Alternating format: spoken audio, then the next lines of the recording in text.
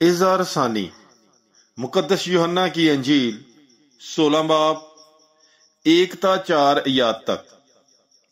میں نے یہ باتیں تم سے اس لیے کہیں تاکہ تم ٹھوکر نہ کھاؤ۔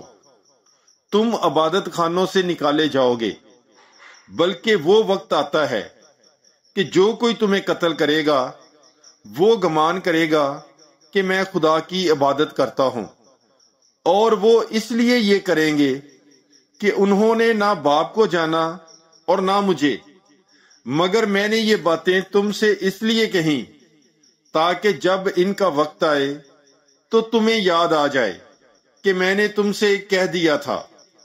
پاک کلام کے پڑھے اور سنے جانے پر خداوند کی برکت ہو۔ خدا کا شکر ہو۔ God bless you.